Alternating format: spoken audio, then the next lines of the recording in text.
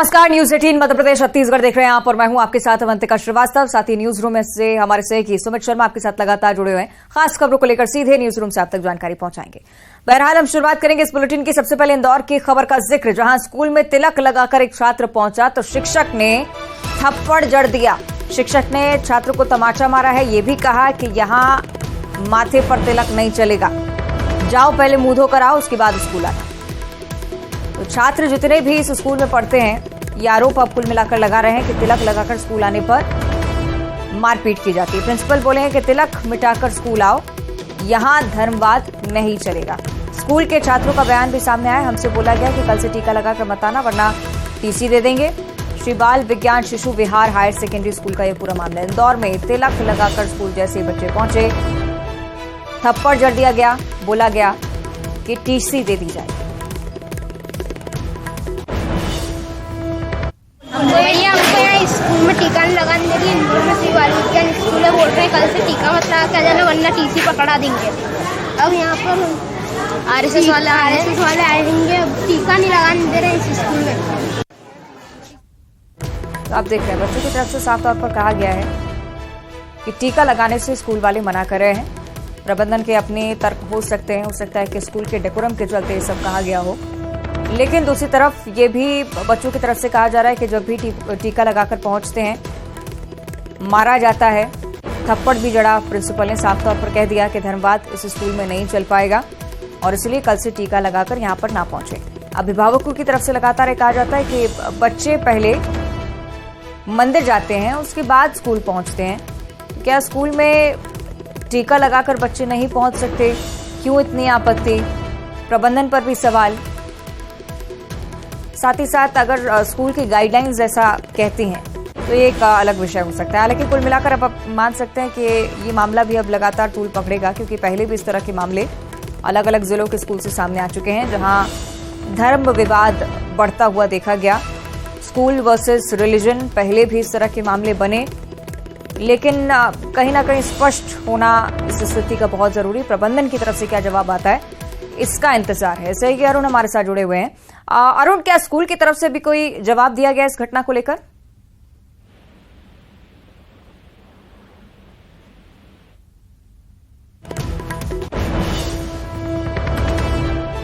चलिए अरुण, आप बने रहेगा हमारे साथ। कांग्रेस की तरफ से हम प्रतिक्रिया इस पर ले लेते हैं। पहले अजय सिंह यादव जी हमारे साथ जुड़ चुके हैं। अजय जी, बहुत स्वागत करती हूं आपका न्यूज 18 पर।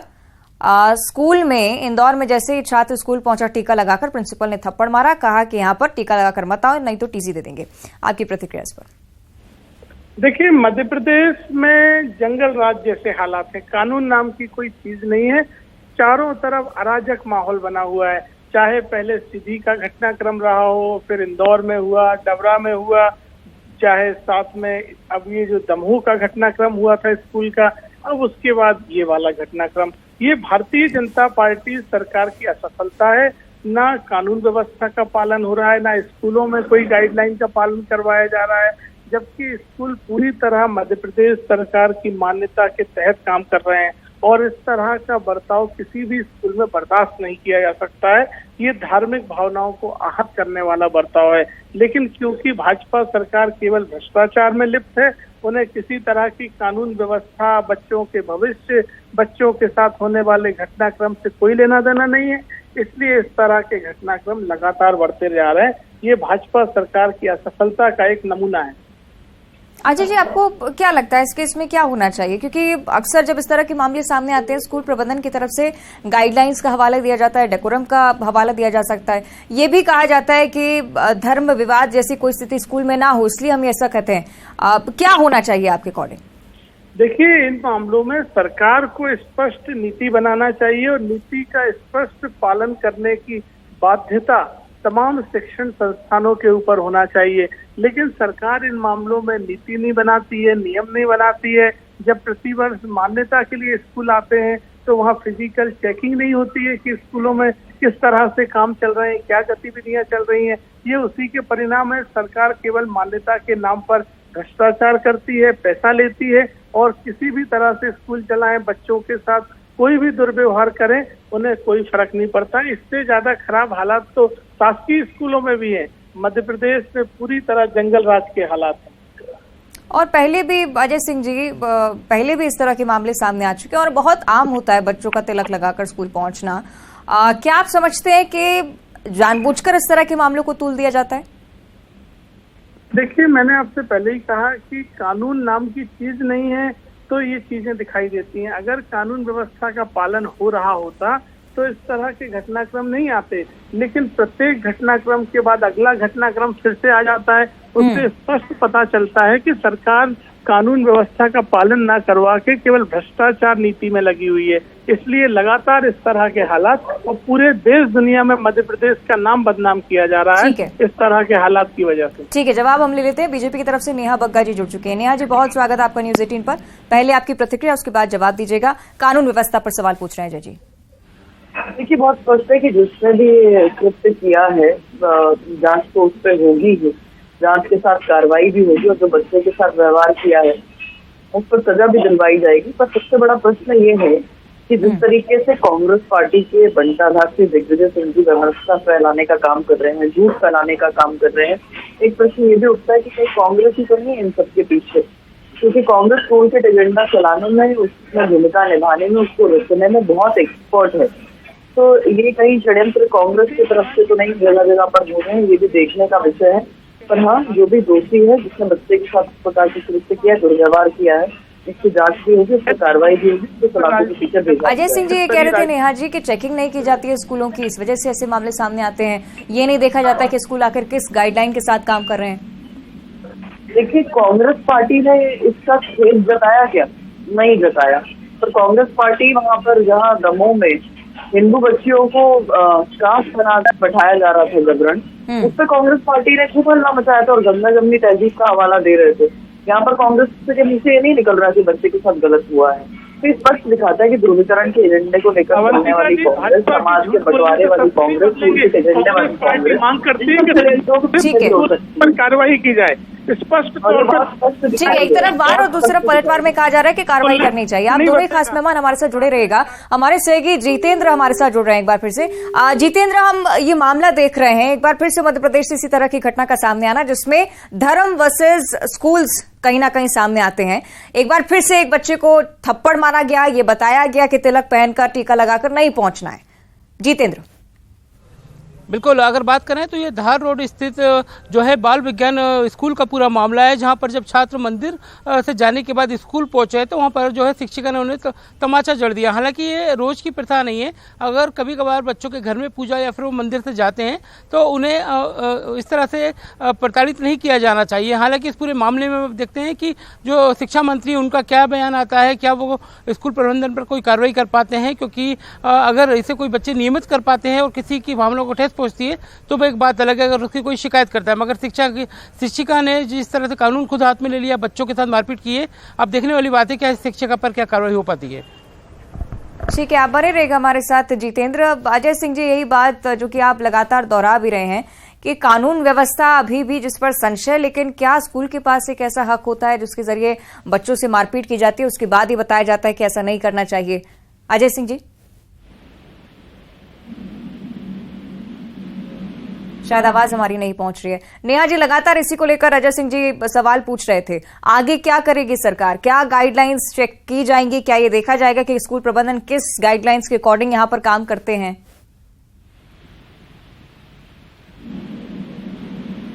शायद आवाज नहीं पहुंच रही है। जितेंद्र, पहले भी इस तरह के मामले हमने देखे हैं प्रदेश से, और लगातार हम ये देखते आ रहे हैं कि जब इस तरह की बातें सामने आती हैं हिंदू संगठनों की नाराजगी भी देखने को मिलती है। हालांकि बहुत जरूरी अब ये कि स्कूल प्रबंधन की तरफ से इस पर जवाब स्पष्ट किया जाए, लेकिन चूंकि अभी तक कोई जवाब सामने नहीं आया है, क्या लगता है आगे क्या कुछ हो सकता है? क्या कार्रवाई भी स्कूल के खिलाफ होना संभव? देखिए, बच्चों के साथ मारपीट शिक्षिका नहीं कर सकती हैं, हालांकि उन्हें समझाइश दे सकती हैं, मगर उन्हें तमाचा जड़ दिया, स्कूल से टीसी निकाल देने की बात कही गई है तो बच्चों के मन पर बुरा प्रभाव पड़ा है। हालांकि अब उनकी शिकायत अगर आगे होती है तो कहीं ना कहीं वो मुश्किल में आ सकती हैं। अब दूसरी बात यह भी है कि कई बच्चे जो क्रिश्चियन संप्रदाय से आते हैं वो अपने गले में क्रॉस लटका कर जाते हैं। कुछ लोग अगर बात करें तो जिस तरह से केरल में मामला उपजा था जो हिजाब को लेकर, तो अब कहीं ना कहीं अगर तिलक लगाकर जाने पर इस तरह से रोक लगेगी तो हिंदू जो लोग छात्र हैं या उनके परिवार हैं उनकी भावनाओं को भी कहीं ना कहीं ठेस पहुंच सकती है। अब देखने वाली बात है कि पुलिस इस पूरे मामले में क्या कार्रवाई करती है और जो शिक्षा मंत्री हैं वो इस पूरे मामले में क्या गाइडलाइन बनाते हैं जिससे आगे ऐसी भविष्य में घटनाएं ना हो और बच्चों को स्वतंत्र जीने का अधिकार मिल पाए। चलिए ठीक है, देखना होगा जितने आगे क्या कुछ होता है इस मामले को लेकर। बहुत शुक्रिया आपका फिलहाल जानकारी के लिए। आगे बढ़ते हैं ग्वालियर से अगली बड़ी खबर, जहां गुंडा टैक्स नहीं देने पर बदमाशों ने जमकर हंगामा किया है। महिला कारोबारी के घर पर पथराव भी किया गया। कारोबारी को डराने के लिए फायरिंग की गई। ग्वालियर थाना के जहांगीर कटरा इलाके की पूरी घटना। ग्वालियर की खबर हम आपको बता रहे हैं। गुंडा टैक्स नहीं देने पर बदमाशों की तरफ से हमला किया गया। ये देखिए सीसीटीवी फुटेज में ये बदमाश कैद हो चुके हैं। महिला कारोबारी के घर पर पथराव भी किया, फायरिंग कर धमकाने की भी कोशिश। और सरेआम ये सब बीच शहर में चलता रहा। मुख्य इलाका है ग्वालियर का जहांगीर कटरा। और आप देख रहे हैं कितने बेखौफ है बदमाश, खुलेआम दहशत फैलाने की कोशिश। और ग्वालियर से अगली बड़ी खबर, जहां हथियारबंद बदमाशों ने हमला किया है। होटल पर बदमाशों ने फायरिंग की है। बर्थडे पार्टी मनाने के दौरान हंगामा शुरू हुआ था। कैफे संचालक ने पार्टी मना रहे युवकों को होटल से भगाया था। नाराज युवकों ने बाद में देर रात हमला किया उस होटल पर। हजीरा पुलिस ने देर रात एक बदमाश को पकड़ा है। हजीरा थाना के बिरला नगर पुल इलाके की ये पूरी घटना। सीसीटीवी तस्वीरें भी हम आपको दिखा रहे हैं उस वक्त की जब ये सब चल रहा था। जबलपुर से अगली बड़ी खबर, जहां बदमाशों ने युवक पर जानलेवा हमला किया है। ईंट मारने से युवक की हालत गंभीर बताई जा रही है। अस्पताल में भर्ती है, इलाज लगातार चल रहा है। शराब पीने को लेकर युवकों के बीच विवाद की स्थिति बनी थी और उसके बाद विवाद के चलते इतना बढ़ा पूरा मसला कि जानलेवा हमला किया है, ईंट मारी गई। तस्वीरें देखिए। तस्वीरें आप देख रहे हैं, दूर से एक व्यक्ति दौड़ता हुआ आता है, अचानक से ईंट मार देता है उस व्यक्ति को। ये देखिए, ये जानलेवा हमले की कोशिश विवाद के चलते। मामूली से विवाद था जो कितना बढ़ा कि ईंट मारकर बुरी तरह से घायल किया गया इस व्यक्ति पर। उसके बाद अचानक से ये व्यक्ति गिर पड़ा।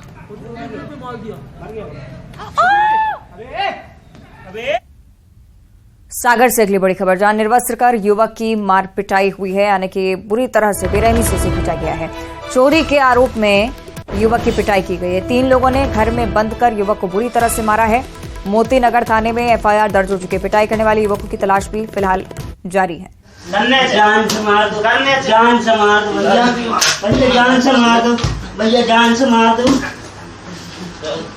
उक्त वीडियो का समय ये कितना पुराना है और कहाँ का है और इसमें कौन व्यक्ति दिख रहे हैं, अभी ये पहचान स्थापित नहीं हुई है।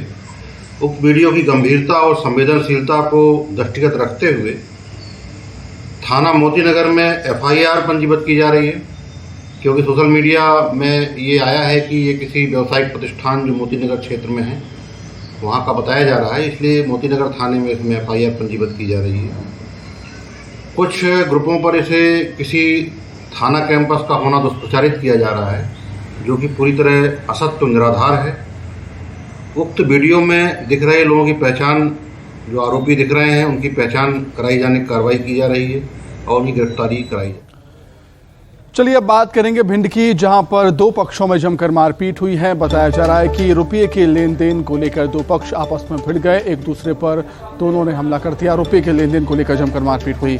खबर भिंड से है, 2 पक्ष आपस में भिड़े हैं रुपयों के लेन देन को लेकर। इसका वीडियो भी सामने आया है। तस्वीरों में देख सकते हैं किस तरीके से कुछ लोग लाठी डंडों से एक दूसरे की पिटाई करते हुए नजर आ रहे हैं। मेगांव थाना क्षेत्र का ये पूरा मामला, पुलिस वीडियो के आधार पर मामले की जांच कर रही है।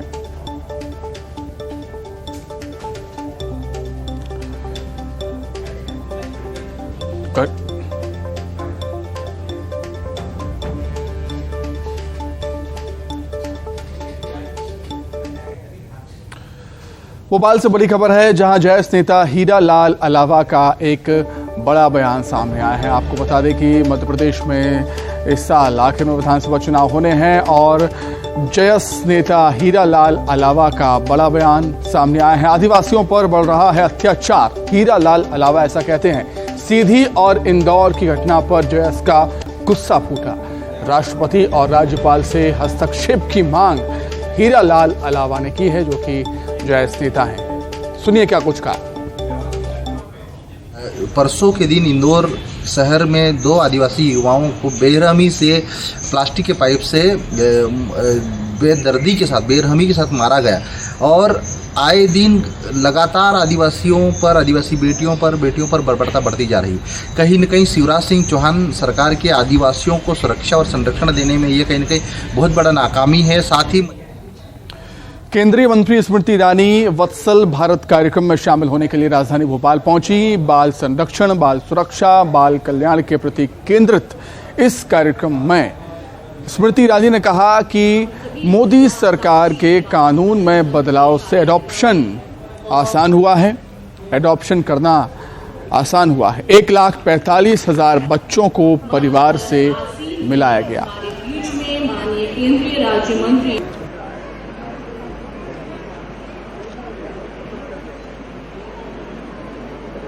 हम सभी इसके और अब देखिए 25 सेकंड में खबर। मध्य प्रदेश की पहली महिला मुख्य सचिव निर्मला बुच का निधन। लंबी बीमारी के बाद आज सुबह ली अंतिम सांस, कल होगा अंतिम संस्कार। पहली महिला मुख्य सचिव निर्मला बुच के निधन पर सीएम शिवराज और कमलनाथ ने जताया शोक, उनके कामों को किया याद। दिग्विजय सिंह पर एफआईआर, संघ पर दिग्विजय सिंह ने किया था ट्वीट, सदाशिव राव गोलवलकर पर किया था ट्वीट। केंद्रीय मंत्री स्मृति ईरानी पहुंची भोपाल, राजा भोज एयरपोर्ट पर भाजपा कार्यकर्ताओं ने किया स्वागत। विधानसभा सत्र को लेकर कांग्रेस विधायक दल की बैठक, कमलनाथ के निवास पर चल रही बैठक। प्रदेश बीजेपी चुनाव प्रभारी पहुंचे इंदौर, बीडी शर्मा और कैलाश विजयवर्गीय ने किया स्वागत। टिफिन कैबिनेट पर सीएम शिवराज ने कहा, प्रेम और स्नेह के साथ भोजन में शामिल हुए सभी मंत्री। महाकाल के दरबार पहुंचे विधानसभा अध्यक्ष गिरीश गौतम, भस्म आरती में हुए शामिल। जयस नेता हीरालाल अलावा का बड़ा बयान, आदिवासियों पर बढ़ रहा है अत्याचार। महाकाल लोक में तेज आंधी तूफान के कारण सप्तऋषि की साथ में 6 मूर्तियां गिरी, 850 करोड़ रुपए से अधिक के काम पर उठे सवाल। और बुलेटिन में फिलहाल इतना ही। आप देखते रहिए न्यूज़ 18।